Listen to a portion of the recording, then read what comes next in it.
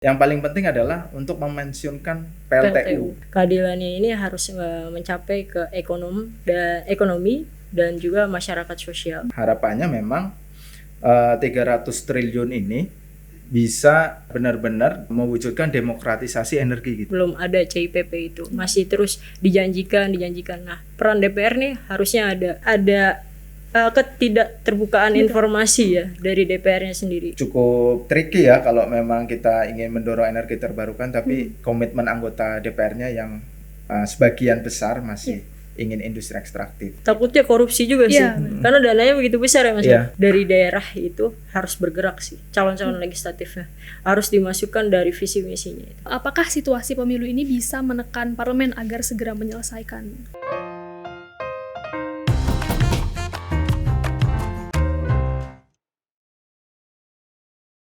Halo teman-teman pemilih muda, kembali lagi di podcast For Your Pemilu yang muda yang berpolitik bersama saya Ayu Oktavi.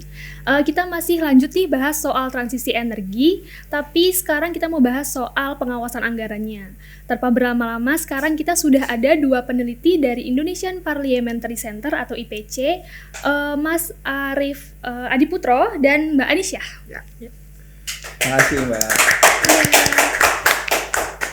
Oke, selamat datang di podcast For Your Pemilu tirto.id. Gimana kabarnya hari ini, Mas dan Mbak? Alhamdulillah, so far so good. So far so good. Iya, Okay. walaupun panas ya musim pemilu ya. Oh, mau pemilu jadinya panas. Jadi panas. Bukan panas di luar ya? Iya. Oh, jadi cuaca juga mempengaruhi. Juga. Oke, kalau begitu boleh mungkin perkenalan dulu ya Mbak Anissa dan Mas Arief supaya penonton Tirto ID juga tahu gitu, lebih dekat dengan Mas Arief dan Mbak Anissa juga apa sih itu IPC itu sendiri. Ya, perkenalkan nama saya Arief Adiputro. Sehari-hari saya di Indonesia Parliamentary Center sebagai koordinator divisi representasi dan kajian gitu. Kalau tugas IPC sih sebenarnya dari sisi ini ya, pemantauan di parlemen.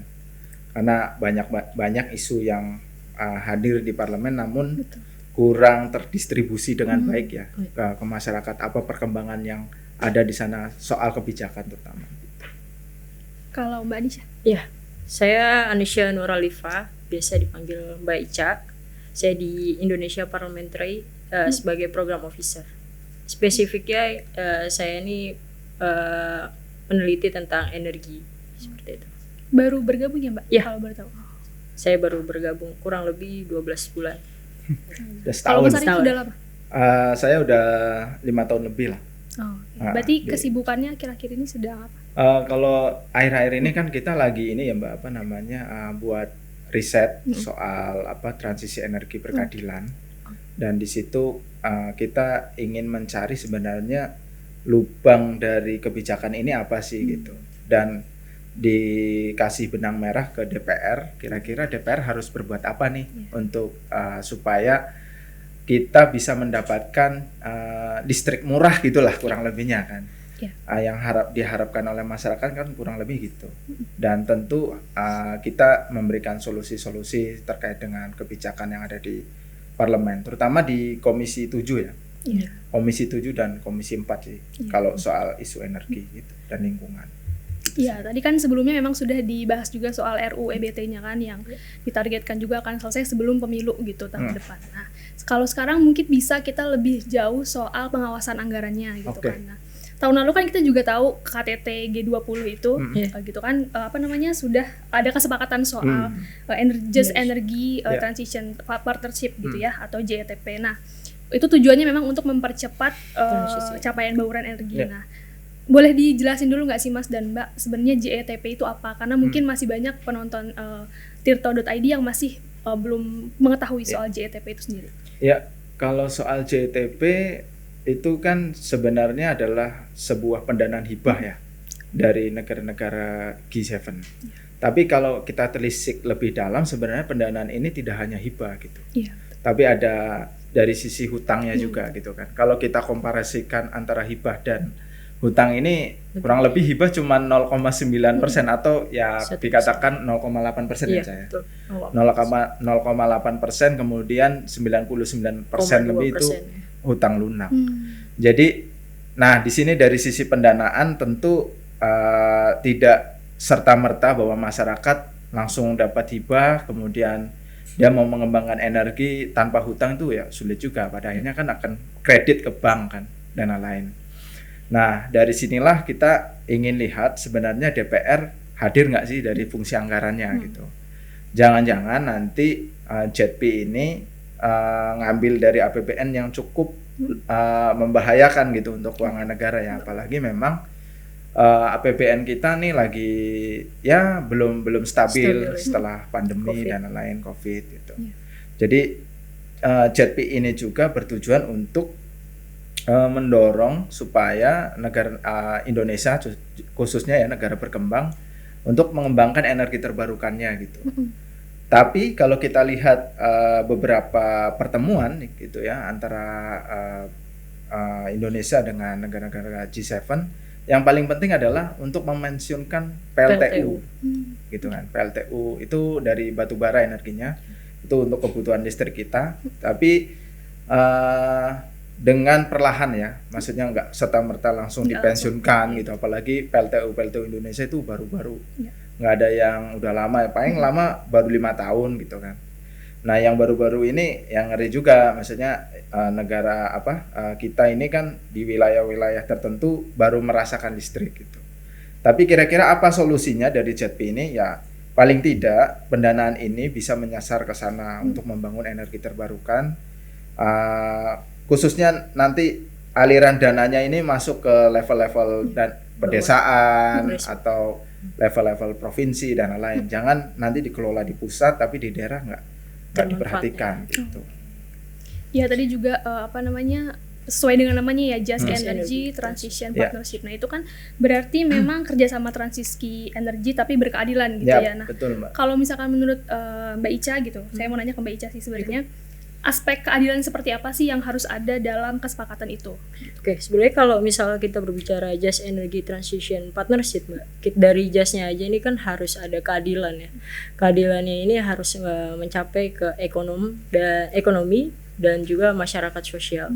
Nah, dari kalau kita berbicara parlemen, pengawasan anggaran ekonominya dengan dana yang sebegitu banyaknya, yang tadi Mas Arief juga udah sampaikan, itu juga harus tersalurkannya ke aspek yang kedua, masyarakat sosial. Masyarakat sosial itu ada penelitian itu sekitar 80.000 masyarakat Indonesia itu belum dapat kebermanfaatan. Nah, itu bisa dikelola untuk bisa masyarakat ini mendapatkan manfaat dari dana yang sebegitu besarnya, triliunan kan, Just Energy Transition Partnership ini. Nah, jadi dari keadilan itu juga dampak-dampaknya ke masyarakat sosial harus adil secara merata, terus juga dampak dari masyarakatnya dari adanya penutupan PLTU itu juga harus dipikirkan seperti itu sih. Ya, kayak misalkan pegawai PLTU itu kan masa langsung dia dipecat gitu kan. Nah nanti harapannya JETP ini tidak serta-merta langsung menutup PLTU, kemudian pegawai-pegawainya di sana gimana nasibnya. Nah di situ dana itu harus hadir gitu, misalkan membangun energi terbarukan di wilayah itu gitu kan. Misalkan skala besar solar panel yang kemarin di Cirebon. Bukan, Purwakarta. Itu kan sebenarnya bagian dari solusi itu. Nah, yang skala besar. Nah, selain itu Mbak, soal aspek keadilan yang tadi disampaikan Ica, harapannya memang 300 triliun ini bisa benar-benar mewujudkan demokratisasi energi gitu. Demokratisasi energi itu seperti apa sih? Artinya bukan BUMN gitu ya, bukan BUMN yang membuat untuk mengelola listrik kita dari energi, tapi juga masyarakat gitu. Artinya komunitas bisa mengakses dana ini gitu. Saya contoh misalkan di Kulon Progo gitu.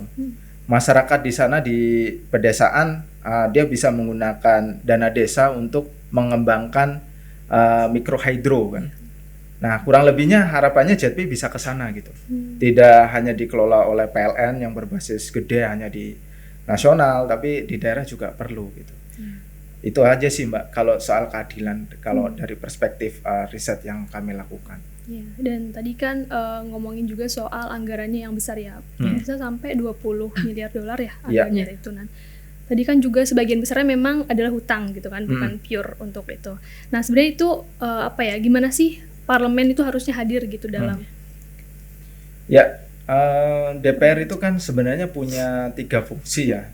Yang pertama legislasi, anggaran, dan pengawasan. Tapi yang paling penting adalah soal penganggaran ini kan. Nah, ketika mereka sudah masuk dalam tahap penyusunan APBN, paling tidak mereka bisa mempersiapkan dana ini kira-kira plotting transisi energi berkeadilan masuk nggak sih di sini gitu. Nah, JETP ini masuknya di mana dan lain-lain. Nah, itu harus dipersiapkan tuh di dalam penyusunan anggaran APBN. Nah, kami lihat parlemen kemarin belum memasukkan spesifik soal transisi energi berkeadilan ini gitu. Soal JETP. Kemudian dari sisi fungsi pengawasan, DPR juga kami memantau Komisi 7 belum ada keseriusan soal membahas JETP ini gitu. Mereka pasti beralasan ya JETP ini masih tahap penyusunan di pemerintah, CIPP-nya aja belum. Gitu. Apalagi mundur kan. Nah, maka dari itu saya rasa perlu sih DPR mulai serius melalui Komisi 7 ini bikin panja atau pansus gitu untuk mengawasi ini. Jangan sampai hanya hutangnya saja kan yang yang difokuskan oleh pemerintah gitu. Terus dari sisi legislasi, JETP ini ternyata belum punya payung hukum juga Mbak gitu. Apalagi DPR sedang membahas rancangan undang-undang energi baru dan energi terbarukan. Tapi perlu diingat, energi baru ini ternyata masih menurutku masih ada energi fosil yang dibahas di situ. Nah, itu hati-hati karena nanti insentif dari dana JETP ini bukan masuk ke energi terbarukan, tapi malah masuk ke energi fosil sih. Gitu sih. Ya, kalau Mbak Ica sendiri? Ya, ada tadi juga Mas Arif menyampaikan CIPP ya. CIPP itu kan sampai sekarang belum ada ya Mbak. Sebenarnya CIPP itu untuk program kita lebih efektif dan efisien, biar terukur lah kayak gimana. Nah, jangan sampai nanti CIPP ini terus-terusan mundur tanpa ada kepastian. Karena kan dari bulan Agustus sampai sekarang ini belum ada CIPP itu, masih terus dijanjikan. Nah, peran DPR nih harusnya ada. Ya, itu harus menekan sekretariat JETP itu untuk segera launching CIPP kayak gitu sih.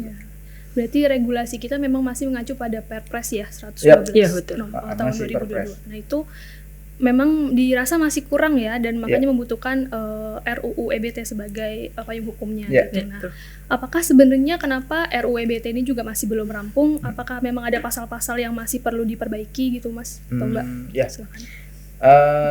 Kalau RUU EBT sebenarnya masih banyak ya, apalagi kemarin kita memantau di daftar inventaris masalah antara pemerintah dan DPR itu pembahasannya masih diputar-mutar di energi baru.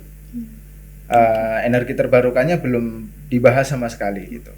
Apalagi kemarin DPR menjanjikan bulan ini ya, Oktober mau disahkan gitu. Saya rasa nggak mungkin karena kan mereka sekarang lagi reses kan. Reses baru masuk nanti di bulan November. Belum juga nanti tahun pemilu, tahun politik.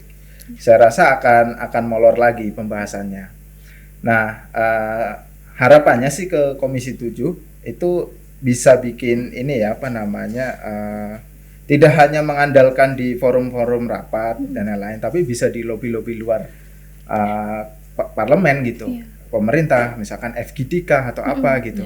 Karena kalau mengandalkan agenda antara pertemuan pemerintah dan DPR itu seringkali sulit gitu. Apalagi mungkin Ica bisa menjelaskan tuh ketika memantau di Komisi 7 belum nanti ditutup pintunya dan lain-lain. Ada hal menarik waktu rapat di DPR itu pembahasan RUU EBT itu terbuka sebetulnya untuk masyarakat umum bisa memantaunya. Tapi saat kita datang untuk memantau itu tiba-tiba ditutup dengan dalih ada belumnya kesepakatan dan belum siapnya para anggota telat atau yang lainnya. Tapi kalau misalkan saat kita datang ke sana, dia bilang kan alihnya ada di live YouTube gitu kan.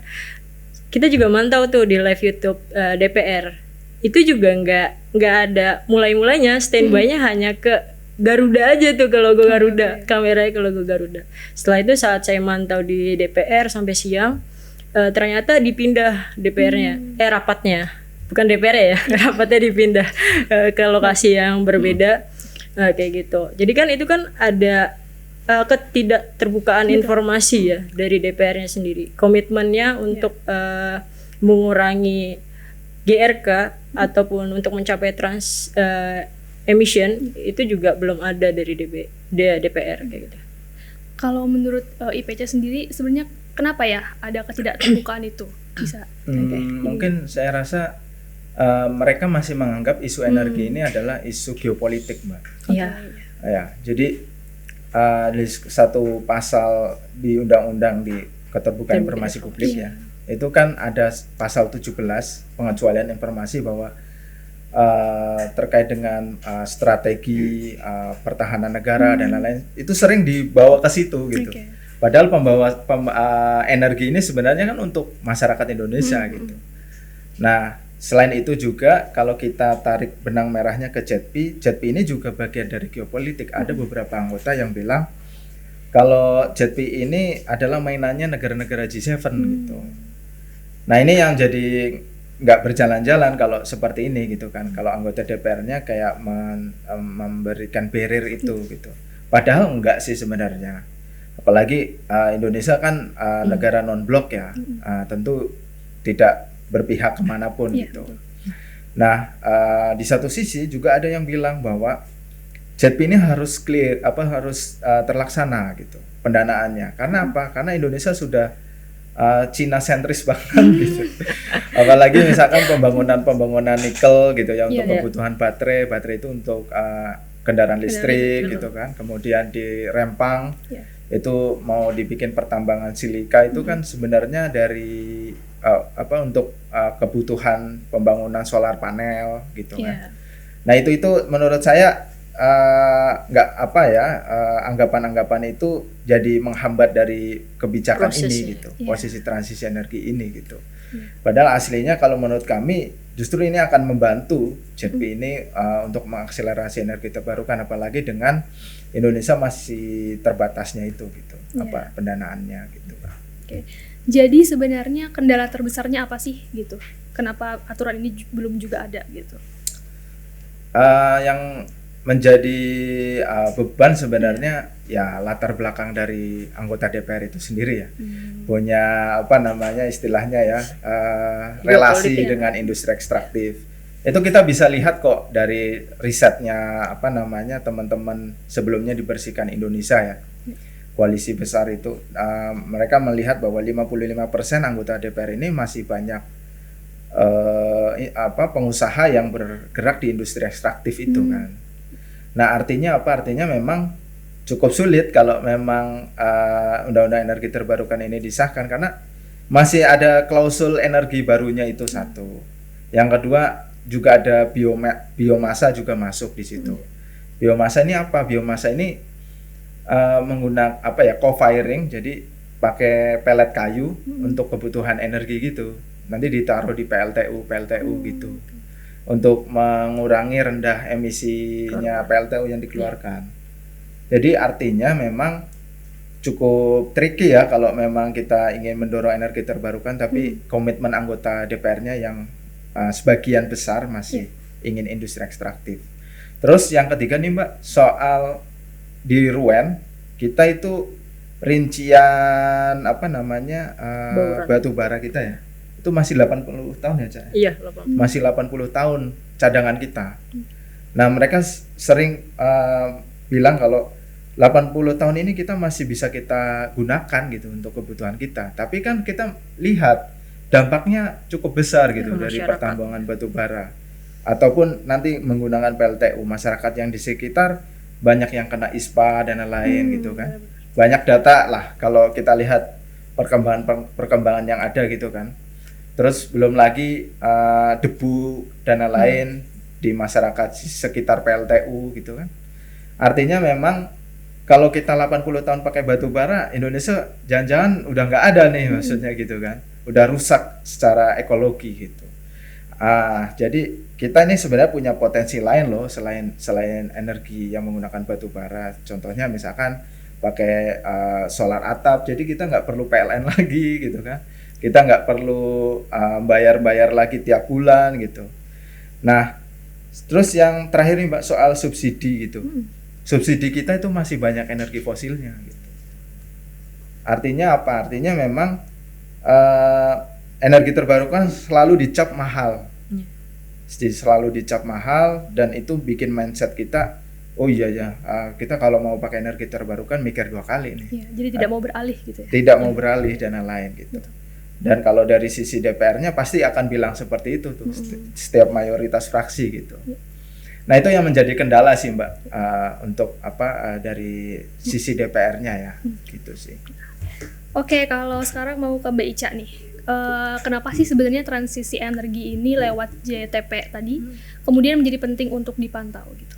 Ya sebenarnya program JTP ini aku bilangnya program mulia sih sebetulnya Mbak. Kenapa? Karena kan dia itu kan menekan gas rumah kaca jangan sampai lebih dari 1,5 ya. Itu karena kan kita tahu juga situasi sekarang ini panas banget kan ya. Nah dari JTP itu kita emang salah satunya ini akan mempensiunkan PLTU. Nah ada riset mengatakan bahwasannya panas ini kan akibat dari anginnya PLTU, dari uap batu bara itu PLTU kena angin dan dampaknya ini dari PLTU panas ya kan. Nah itu karena dari JTP, program JTP salah satunya ini akan mempensiunkan PLTU. Kenapa penting ya? Karena emang satu lagi yang selanjutnya asas-asas dari JTP ini kan memanusiakan ya. Dari faktor dari manusia ini harus kita pedulikan. Kalau misalkan cuaca yang makin seperti ini, terus jangan tadi Mas Harif bilang batu bara yang 80%, nanti kan dampaknya ke masyarakat lagi gitu. Kita harus memikirkan dampak masyarakat sosialnya seperti apa. Nah program JTP itu salah satunya itu ingin mempensiunkan PLTU seperti itu. Dan kemudian apakah JTP ini kalau misalkan tidak ada payung hukumnya, apakah dapat berjalan sesuai kesepakatan nggak sih ke depannya?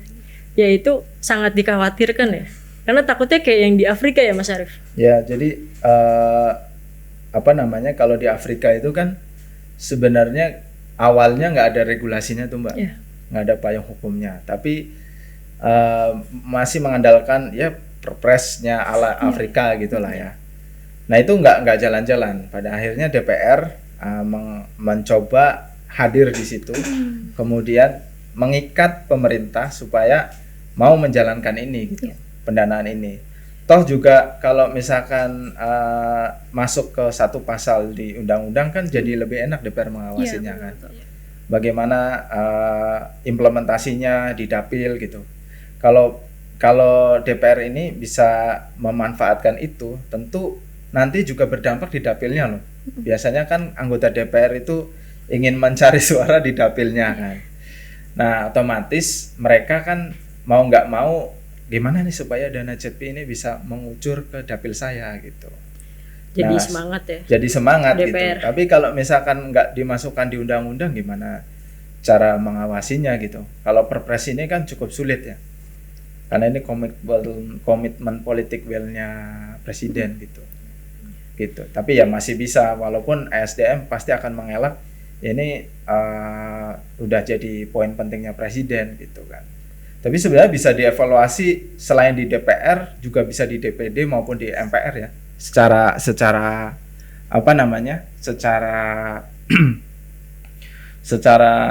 sidang istimewa dan lain-lain itu kan. Kurang lebihnya kan gitu. Kita bisa serius di dalam membahas ini, tidak hanya mengandalkan DPR tapi rapat tripartit itu dengan DPD juga penting gitu.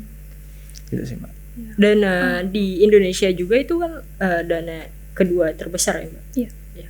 Di antara Afrika, Vietnam dan yang lain. Jadi dananya itu harus benar-benar diawasi oleh DPR yang mana nanti dampaknya masyarakat ini kan ya ikut merasakan lah gitu.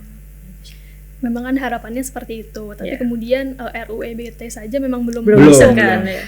Kemudian kalau misalkan tahun depan belum rampung juga gimana nih?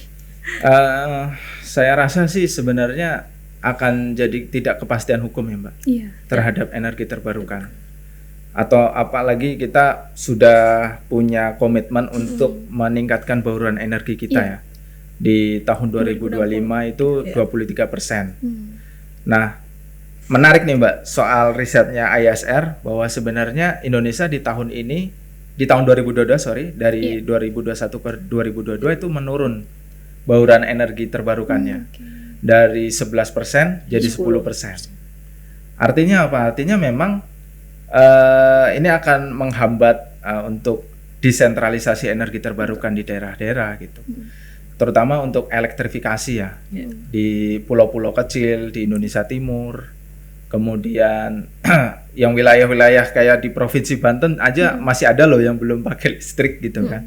Dan ini menurutku sih akan jadi hambatan ke depannya kalau misalkan JETP ini belum ada payung hukumnya gitu.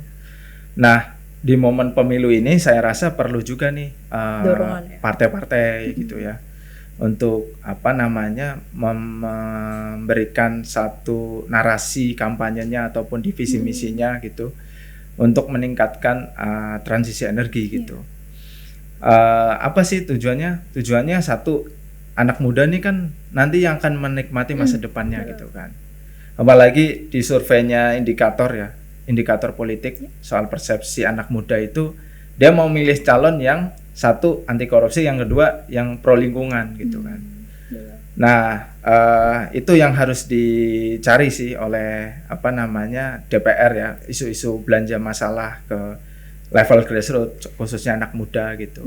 Kira-kira apa sih yang menjadi kebutuhan mereka khususnya pro lingkungan ini? Tidak hanya energi tapi banyak gitu ya. Soal hutan, soal laut dan lain-lain gitu sih. Tapi memang fokusnya kan untuk transisi energi Iya. dulu ke 2060 gitu ya Mas. Dan memang anak muda juga sekarang sudah banyak yang pro banget sama lingkungan gitu kan. Kalau misalkan lihat contoh di medsos banyak banget gitu. Iya. Kalau misalkan melihat dari catatan fraksi, partai mana saja sih sebenarnya yang relatif resisten terhadap transisi energi? Gitu. Wih, kalau ngomongin partai nih ngeri nih. Gak apa-apa. Kalau partai sebenarnya ya ada kok partai yang mau ngasih masukin isu energi ya. Di manifesto partainya gitu. Ada ya, saya sebut warna aja, hijau ada gitu. Biru kan. ada ya. Biru ada gitu. Jadi Tapi ada juga yang menghambat dan lain-lain juga ada. Tapi nggak based on partai sebenarnya, Mas. Tapi individual Personal. partai. Karena kan sistem pemilu kita ini kan proporsional terbuka ya. Nah, ini yang menjadi proses kaderisasi partai ini kan terhambat. Tiba-tiba ada orang mana nyalon ke Di daerah partai, mana. daerah Betul. mana gitu kan. Bukan asli situ kan. Iya. Ya. Jadi tokoh politik mana tokoh di situ misalkan nyalon bukan basis ideologisnya partai gitu. Jadi dia tidak memahami juga sih gitu loh. Iya, situasi betul. daerah dia. Tiba-tiba dia dicalonin, dia orang Bogor, Iya. tapi dia dicalonnya di Jawa Timur misalkan. Nah, itu kan menurutku tidak menyelesaikan masalah di lingkungan sekitar Iya. mereka gitu. Oke, kan kalau sekarang mungkin boleh ditanggapi sama Mbak Ica gitu ya. Sekarang kan lagi dalam proses negosiasi ya dokumen CIPP ini ya Mbak ya. Dan sebenarnya bagaimana sih seharusnya DPR mengambil peran dalam hal itu gitu. Ya, kalau DPR sebagaimana fungsinya ya, sebagai pengawasan itu sih harus menagih ya ke sekretariat JETP kayak gitu untuk segera menyelesaikan CIPP. Karena dari CIPP itu nanti JTP akan lebih terukur, terarah kayak gitu. Nah, nanti dari CIPP yang sudah selesai itu nanti harus dibahas lagi Mbak, digodok lagi oleh DPR kayak gitu. Nah, dana-dana ini juga harus diawasi oleh DPR. Dari CIPP itu harus detail tuh. Ya, kira-kira dana-dananya ini arahnya kemana sih? DPR lah yang sebagai aktor dalam pengawasannya kayak gitu sih Mbak. Jadi memang kalau misalkan RUU EBT-nya terus Nggak mandek disah gitu gitu, ya, ya. jadi pengawasan anggarannya juga akan sulit gitu ke depan. Iya, takutnya korupsi juga sih. Iya, Karena dananya begitu besar ya Mas. Iya. 300 triliun. 300 triliun kalau di kurs rupiah. Iya. Jadi, harus melibatkan juga penegak hukum menurut saya. Apalagi tidak hanya Komisi 7 di DPR, tapi Komisi 3 juga dilibatkan tuh untuk memantau ini. Karena kan kalau lintas komisi ini kan harusnya membentuk pansus gitu kan. Kayak dulu DPR bikin pansus soal pembentukan undang-undang IKN waktu itu kan. Nah, karena melibatkan beberapa sektor gitu. Tapi kalau soal EBT ini kan juga tidak hanya isu energi aja, lingkungan juga. Lingkungan ada di Komisi 4. Kemudian soal penegakan hukum ada di Komisi 3. Jadi memang perlu tuh dibikin pansus yang punya orang yang punya kompetensi soal itu gitu. Oke, kemudian karena sudah memasuki pemilu gitu tahun depan, sebenarnya bagaimana sih agar pemilu ini bisa jadi ruang untuk pembahasan transisi energi ke depan?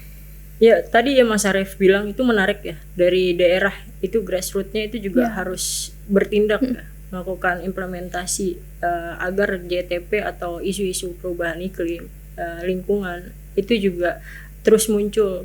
Karena kalau misalkan sekarang kan momentum ya. Nah, dari calon-calon legislatif yang di dapil-dapilnya itu bisa mengedukasi itu. Ya, terutama yang anak muda ya. Karena anak muda ini kan tergolong suara yang terbanyak.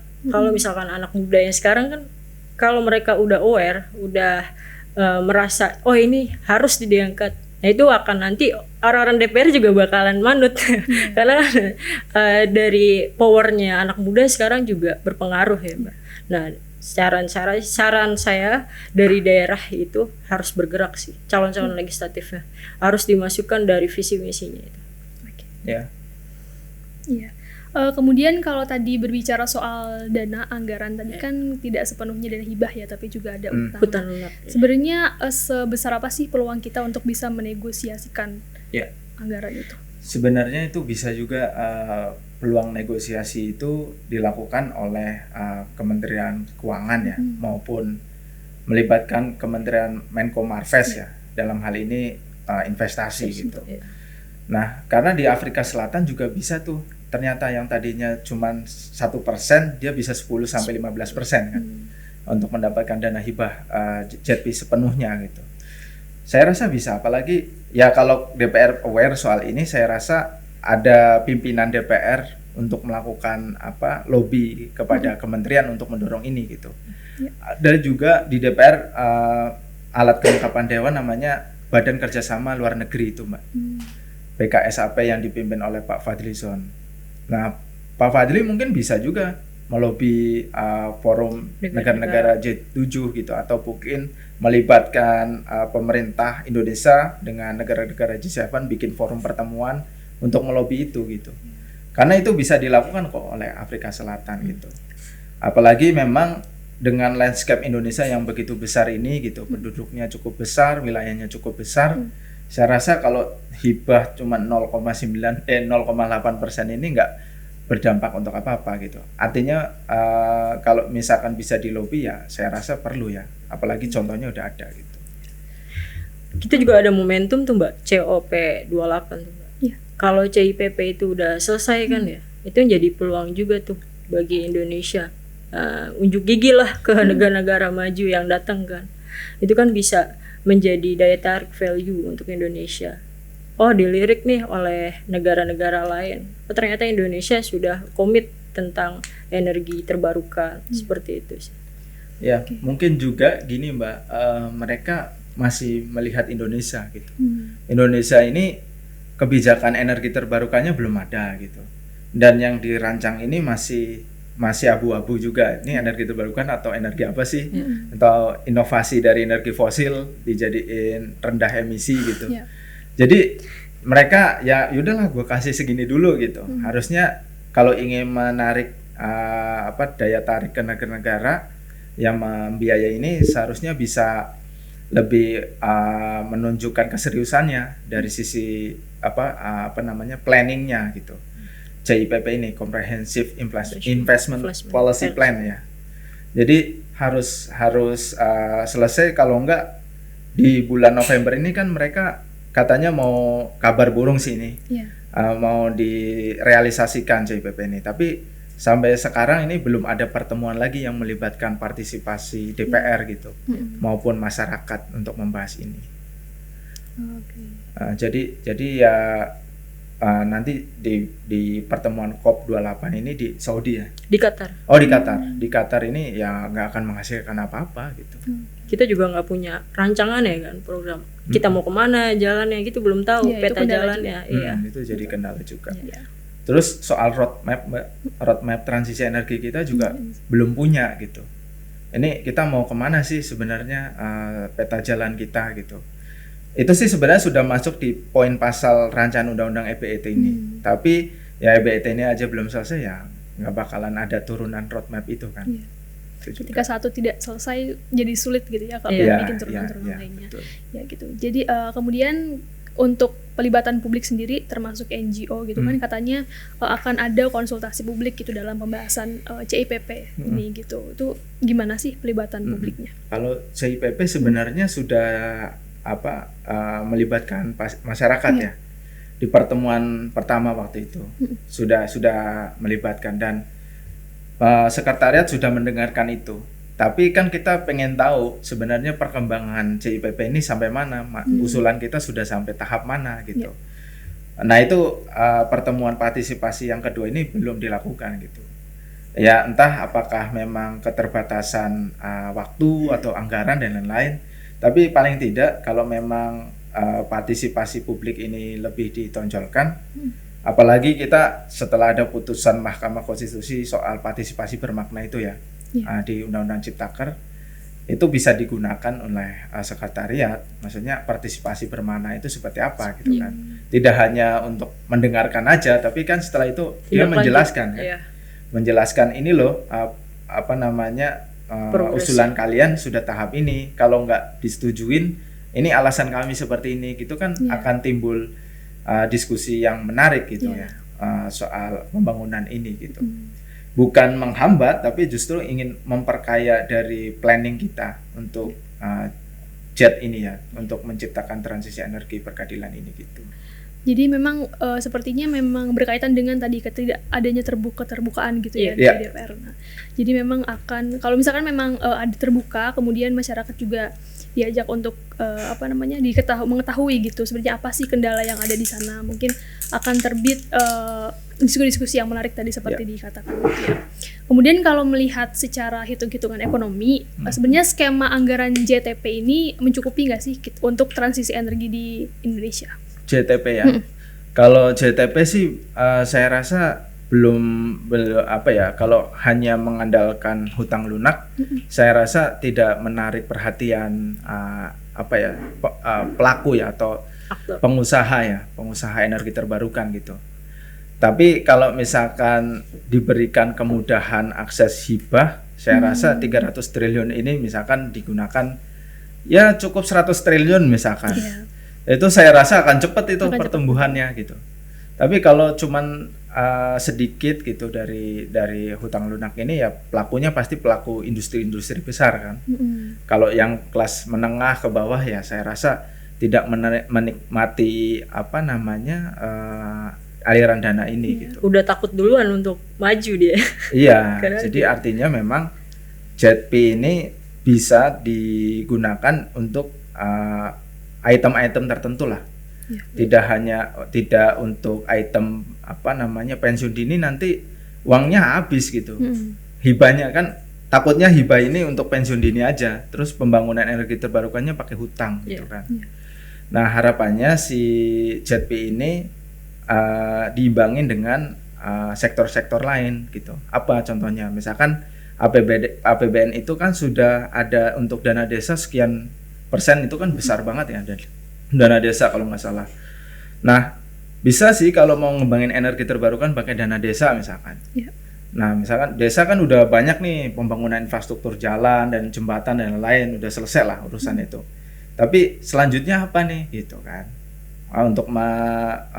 Untuk tindak lanjutnya mungkin bisa membangun elektrifikasi di desa itu dengan energi terbarukan gitu. Untuk pertanian, untuk misalkan di sana ada BUMDes industri gitu, penggunaan energi terbarukan itu kan bisa juga tuh untuk membantu supaya tidak hanya mengandalkan hutang luar negeri misalkan, tapi bisa juga dengan APBN yang sudah dialokasikan untuk dana desa. Kemudian ada nggak sih peluang investasi lain gitu untuk pembiayaan selain dari JTP gitu? Kalau soal investasi saya rasa banyak ya Mbak, Yep. soal itu. Asalkan memang sekali lagi Indonesia punya komitmen itu. Betul.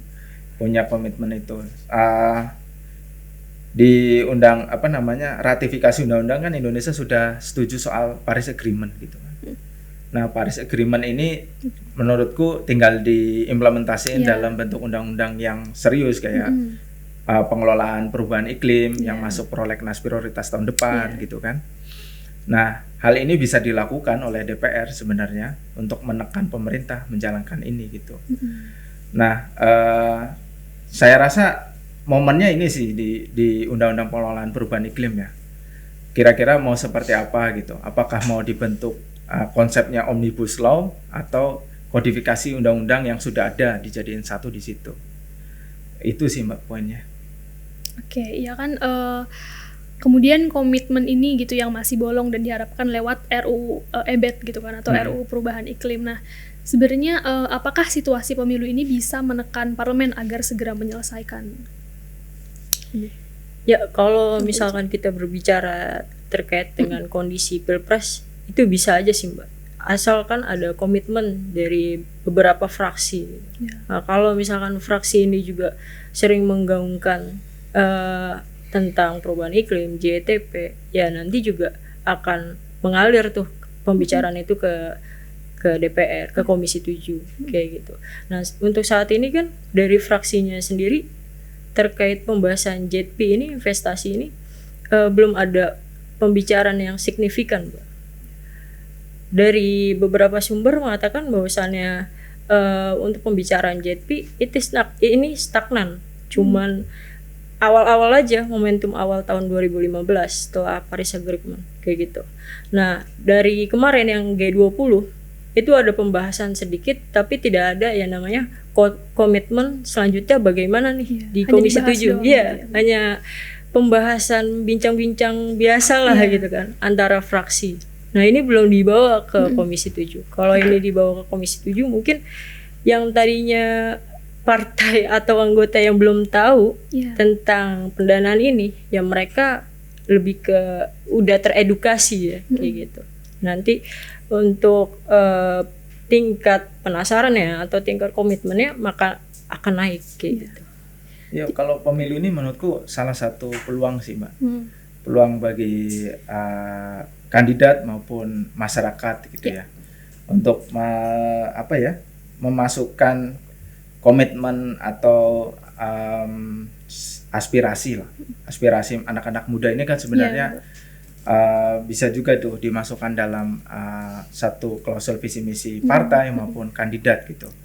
Nah, selain itu juga KPU juga nih Mbak, KPU juga seharusnya memberikan ruang form itu kan disandingkan oleh KPU untuk kandidat ini, formulirnya tidak menelurkan soal visi misi gitu loh. Maksudnya ke depan nih caleg-caleg kita mau ngapain sih gitu. Nah, harusnya tuh dikasih formulir itu supaya apa? Supaya nanti dari pemilih ini bisa tahu gitu, kandidat DPR kita nih punya komitmen apa sih gitu. Kayak presiden lah kemarin lah yang udah daftar gitu kan visi dia misi, ada visi misi ngasih gitu. Nah, setelah itu teman-teman dapat dari grup WA dan lain-lain gitu. Nah, DPR kita belum tahu nih. Terlalu presiden banget nih. Nanti menjelang baru ya. Iya, jadi caleg-caleg kita ini kita nggak tahu siapa namanya, siapa di dapil ini siapa gitu kan. Kemudian apalagi visi misi gitu. Harusnya KPU juga nih benar-benar hadir mewadahi kandidat-kandidat, karena saya lihat formulir untuk pendaftaran ini cuman biodata, kemudian apa sih harapan ke depan, apa alasan jadi anggota DPR, apa anggota legislatif gitu kan. Nah, itu yang jadi kurang untuk pileg ini menurut saya gitu. Kalau soal peluang besar anak muda mempengaruhi, saya rasa bisa, apalagi mereka kan ingin ngambil suara kan dari anak-anak muda. Setelah surveinya tadi indikator politik yang saya sebut gitu kan, peluang anak muda masuk ingin kandidatnya pro mitigasi perubahan iklim kan pengen banget gitu. Iya. Tapi hingga sekarang 5 tahun terakhir ini kebijakannya kan nggak ke arah ke sana gitu kan. Lebih ke ekonomi terus Iya, terus betul, gitu. betul. Secara makro lagi gitu kan. Padahal juga banyak fraksi-fraksi yang isinya juga anak-anak muda tuh. Nah, Iya. itu Mbak. Akhir-akhir ini banyak banget dan harusnya itu bisa menjadi ini ya momentum Peluang gitu ya. ya, dan peluang juga untuk terus menggaungkan transisi energi atau mungkin masalah-masalah lingkungan gitu dan perubahan iklim. Oke, terakhir mungkin tips untuk pemilih muda di masa pemilu mendatang gitu. Untuk mendorong isu transisi energi dan mengecek komitmen para caleg dalam isu ini. Apa aja? Ica dulu deh. Kan lebih muda dari Boleh, aku. boleh. Oke, kalau tips-tipsnya sih, sarannya untuk anak muda itu jangan mau untuk disetir ya sama partai-partai ataupun dari individu aktor-aktor politiknya. Kita sebagai anak muda harus lebih berwawasan, lebih pinter.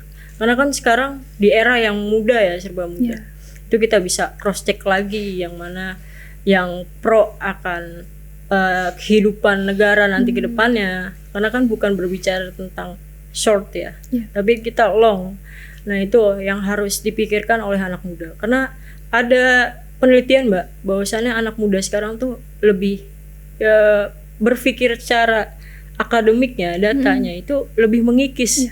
Dia lebih mengikuti apa yang dia lihat, dia dengar seperti itu. Tapi dia kurang untuk mencari lagi kebenaran data ini benar atau tidak gitu. Nah, untuk Pilpres dan untuk pencalonan caleg, ini kan kita sebagai anak muda yang akan nanti menggaungkan ke depannya ya, akan merebut negara ini mau dibawa kemana seperti itu.